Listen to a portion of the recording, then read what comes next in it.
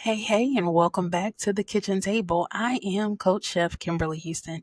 And for those of you who've been listening to the podcast for a while, thank you so much for rocking with me this summer and participating in the recipe series. But I'm here to tell you that we are moving on from our Recipes for Success series.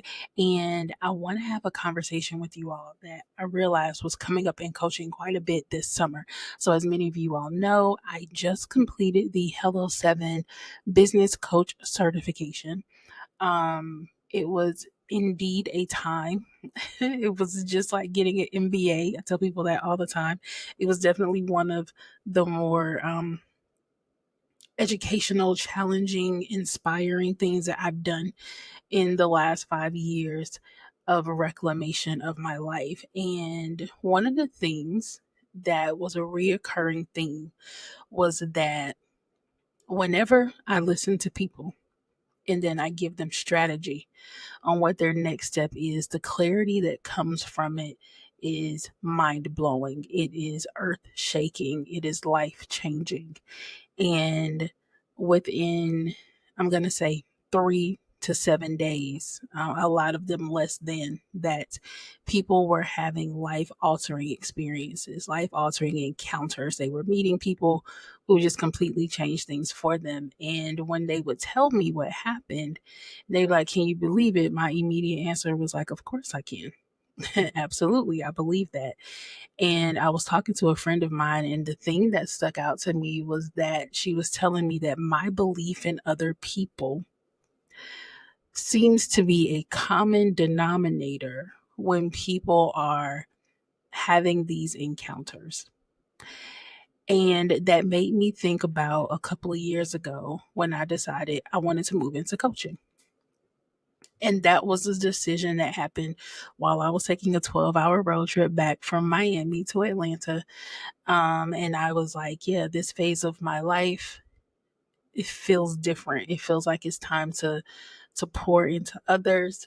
And so I moved into coaching, and I have not regretted anything about that whatsoever. And I can now feel that we are moving into yet another season of elevated coaching. I don't even know if that's going to be the right word for it, but just a new season of elevation. And as we move into that, I wanted to do a conversation for entrepreneurs that will allow them to move through this political climate, through this economic climate, through the times that we are currently living in. I want you to be able to move through that with ease. I want you to be able to move through that with clarity. I want you to be able to move through that with steadfastness, groundedness, with um, just an opportunity to fully step into the fullness of who you are. Okay. So this is just roll with me on this, right? As we currently sit in Leo season and we prepare for Virgo season, this is not an astrology podcast, but there is something I want you to understand that for the next 2 months, this energy is big. This energy is step into your power, right? And I don't know if you can feel the energetic exchange that's happening currently, but I most absolutely do. I most certainly can feel the energetic exchange that is happening uh, in the world, right? And so, one of the things that I find interesting, I find uh, as a point of, I wonder how I can use that in my life, is watching the Cowboy Carter tour, right? Watching how every show Beyoncé continued to do something different. She continued to elevate the experience every single time. And I think about that from the lens of a Virgo, right? We don't do many things that are not strategic. But as an entrepreneur, Are you always seeking out ways to improve the customer experience? Are you always seeking ways to improve the customer journey? If the answer to that is no, then I want to give you a couple of tips to help you do that. Number one, I want you to think about, how do people encounter you? How do people encounter you online? What is your digital footprint? What does your digital presence look like? What does your house look like? When people find you online, what do they see? Do they see a well put together machine, or do they see all your mess? What are people seeing? If I land on your social media platforms, whether you're on them or not, do I know what you do? That's the first question. Do I know what you do? Can I easily figure it out? And is it easy for me to give you money? When people land on your website, can I easily figure out what it is that you do? Can I easily find your offer? And can I easily give you money? If the answer to those questions are no, then you have not thought about your customer journey or the customer experience. And I want you to start looking at the things that you're doing, the ways in which you are showing up. I want you to forget about the algorithm for a second. I want you to forget about the vanity metrics and the numbers and the likes and the shares. And I want you to think about the customer experience when they meet you. What is happening? What are they seeing? Do you have a fan base? Is my second question. Now, most people want lots and lots of followers, but I want fans. I want people who are going to sell my product for me. Beyonce did not have to sell us tickets to her concert. There were thousands of people selling the experience for her after they paid for it. The think pieces, the videos, the lives on TikTok, that was all the marketing she needed. She didn't really have to market it, right? Other people were doing it for her. Do you have fans who are marketing your business for you? Do you have people who invest in your brand and your business and also tell other people about it? Not, are you paying an influencer to talk about you? Do you have fans? Beyonce has fans. People are paying hundreds of thousands of dollars to go see this lady, and then they go tell everybody they know. People are paying her and then still going and doing the marketing job for her. Do you have fans? If the answer to that question is no, and you are wondering, how do you get to that place? You are the brand, love. You are a part of it. People will buy from you. People buy from people. And so then I ask, are you putting yourself out there? You don't have to tell us all your business, but do you, as the business owner, have a presence online?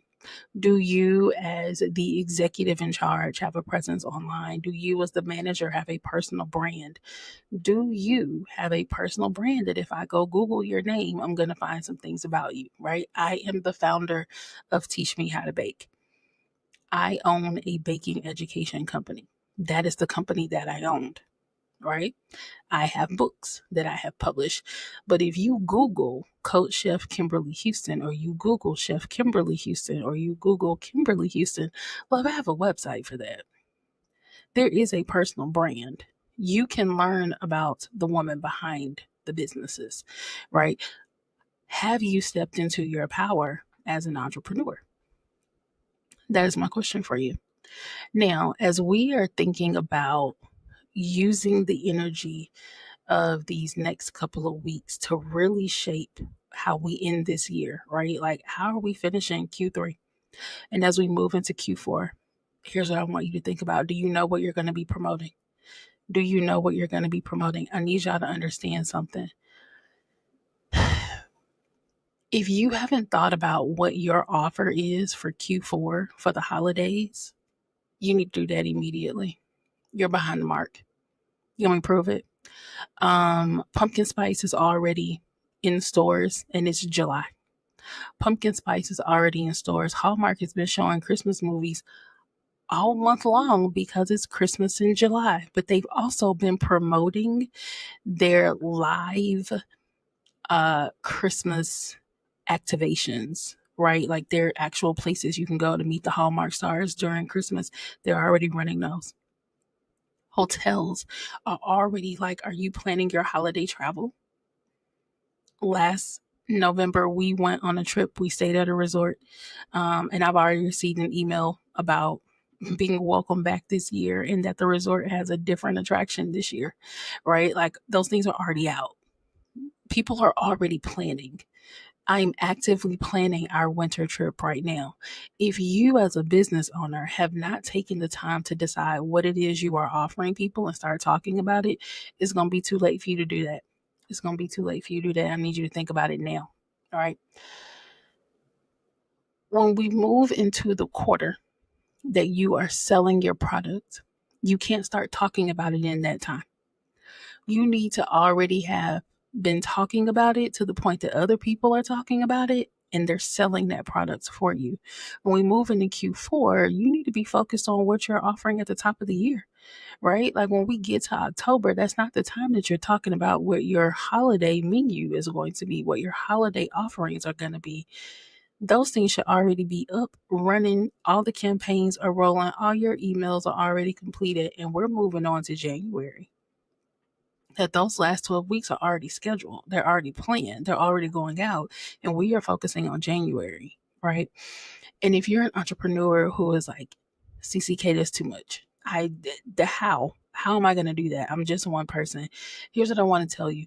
Being an entrepreneur does not mean you need to work in a silo. It doesn't mean you need to work by yourself. One of the things that has gotten me to the point that I'm at is community. I value and cherish community in ways I can't even explain, right? There is a value, there is goodness in being in community. And I have had an opportunity for people to join me in community for the last 5 years. It's just a thing that's been happening. And this year it looks a little different. This year, I made the decision to, instead of offering a new service offering in Q3, I'm not. There's no service offering with me right now. Not for Q3. You can work with me in Q4 though. And working with me in Q4 is going to put you in community with like-minded culinary and creative entrepreneurs who want to get systems in their business for 2025, who understand that there's no way we can budget our way to success in this economy. We must simply make more money.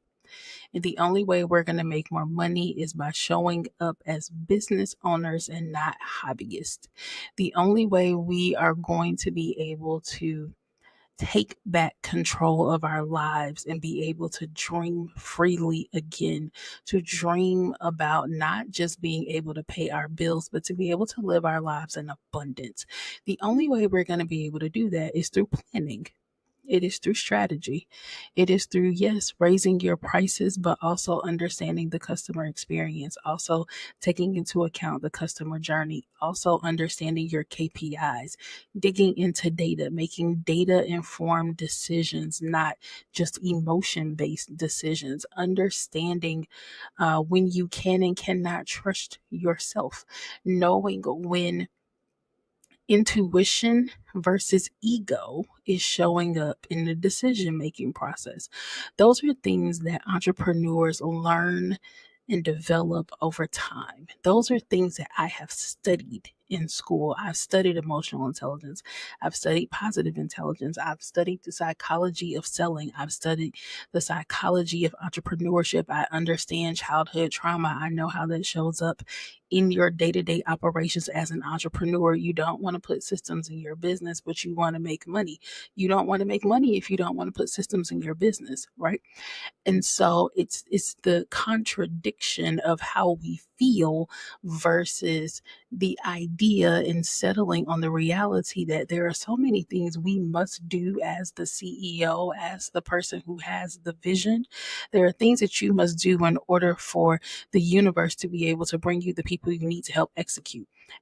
I'm not going to give you, there's no way I would make a recommendation for someone and I know that your house is not in order. I may love you, I may like you, but I'm never going to make a recommendation, not a personal recommendation, when I know your house is not in order.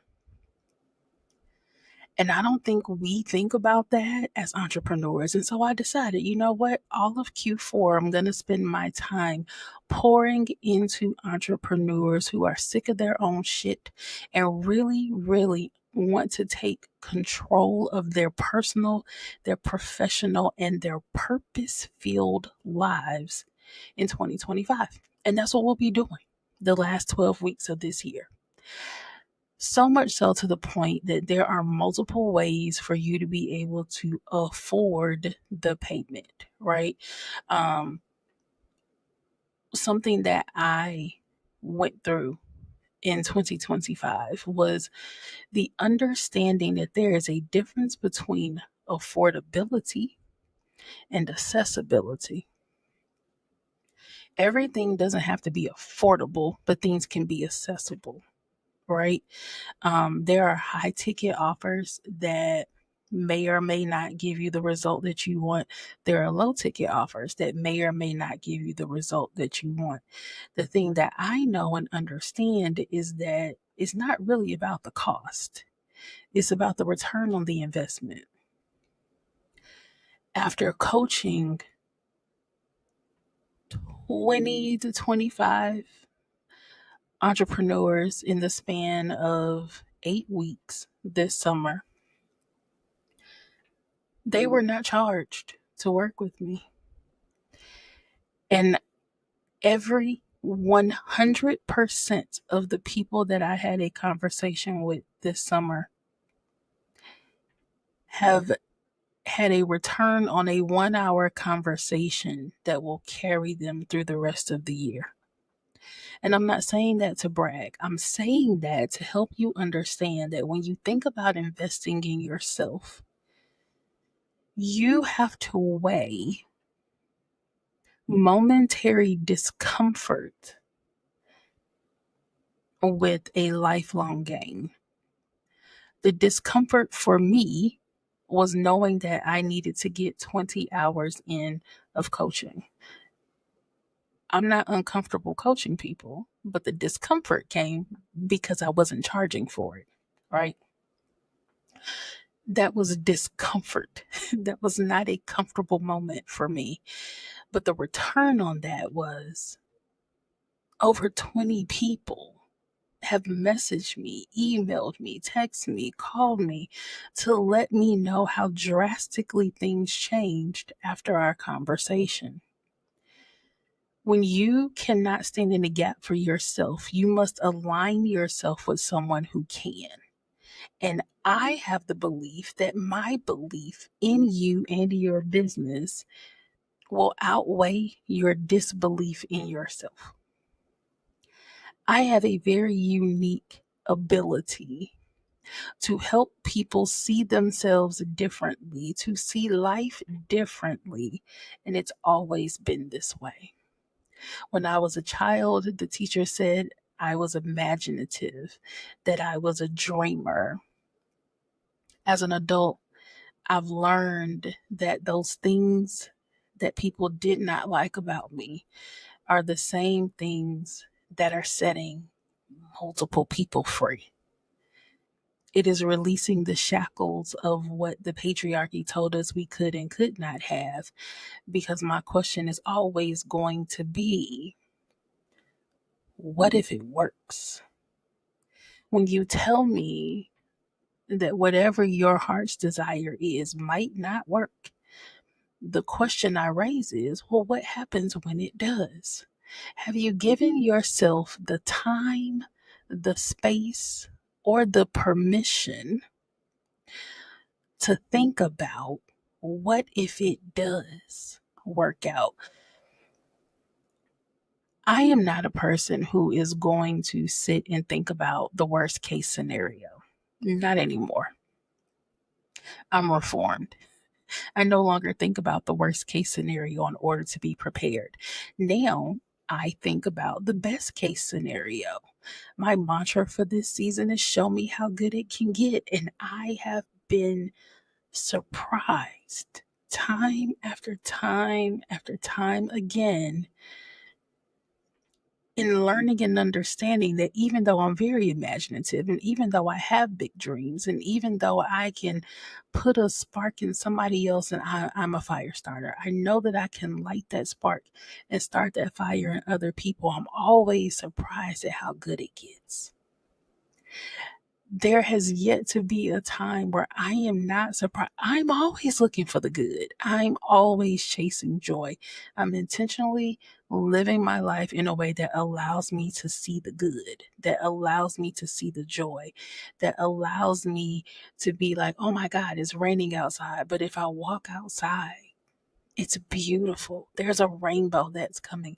Even if I'm caught in the rain, I don't have to run and try and shield myself. I can stand in the literal miracle that there is water falling out of the sky and that is refreshing, right?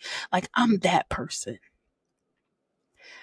I'm not a tree hugger, but I'm a girl that fully understands the beauty, the joy, the fullness thereof in life, right? Like I get it, but I'm still surprised pleasantly so often by how the universe continues to reward me in ways that I didn't even know. My closest friends and I keep saying it over and over again that I've got to dream bigger. The dreams that I have for myself are not big enough, right? And particularly when I'm holding space for all these other entrepreneurs. And I'm like, y'all got to dream bigger.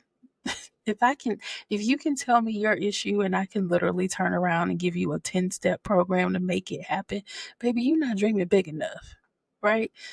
Like if it doesn't give me pause where we're talking and we're having a conversation. I know when I'm talking to one of my good friends, Raylan, she can see it when it happens, when we're having a conversation. There's this moment when you're talking to me, and if I stop talking, if I start looking off, if I look like up towards the sky while you're talking, she immediately grabs a pen and a paper. And I think it is the funniest thing now that I've caught on to this is that she's like, what is it? And there's just word vomit. And I'm just like, well, what if it's this? Breath, this. Like, whatever it is that you say to me, there's nothing I think is crazy. There's nothing that I think won't happen because the reality is that everything that I've done in my life up to this point, being the founder of Teach Me How to Bake, creating curriculum for children, speaking on stages, my name being in rooms I would have never, first of all, I didn't even know existed, becoming a member of an incredibly elite society of women chefs who are informing and influencing the next generation of culinary chefs that are coming up behind us, culinary entrepreneurs coming up behind us. Being in these rooms and in these spaces, there is no way I could have ever imagined that this is what this time in my life would look like, right? And I have a very incredible opportunity to lend my belief, my love, my passion, my joy to other entrepreneurs. And then I get to watch them bloom. And then I get to watch them go tell somebody else, right? Like I've literally, there's not one person that can tell you that I've said something to them and it didn't work.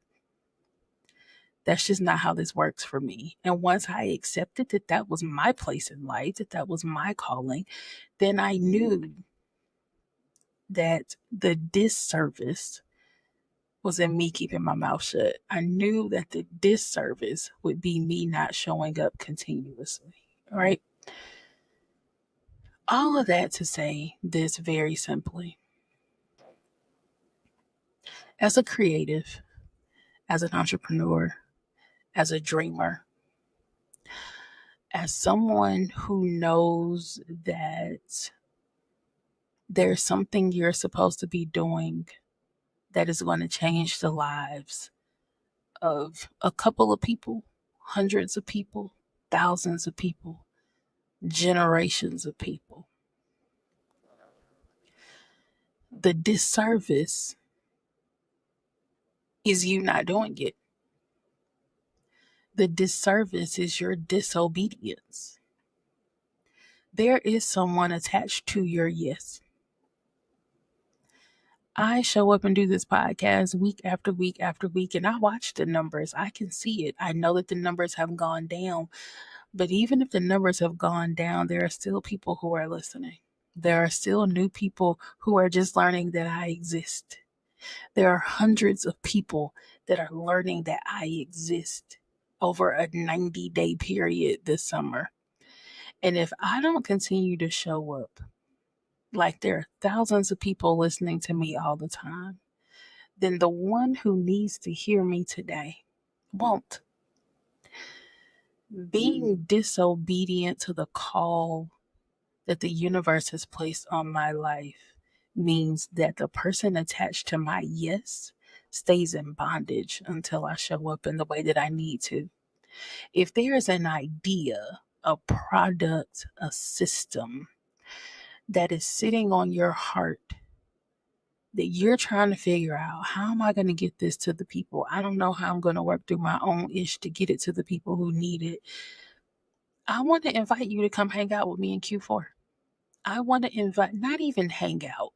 I want you to invest in yourself to know and understand that you are going to get out of coaching what you put in it. That if you show up in the fullness of who you are, not putting on airs, not trying to be who you think I want you to be, I want you to show up. If you show up broken, that's okay. I got glue. That's okay. I got friends. We can mend you back together, right? I want you to be able to show up in the fullness of who you are. If the idea is in your head, if you can see it, if you can feel it, if you can smell it, if all the things about this thing, like if it won't let you go, can I tell you a secret? A future version of you already has it, and they're waiting on you to figure out how to get there. There's a future version of you that's already made it over, under, and through to get to that place you're trying to get to.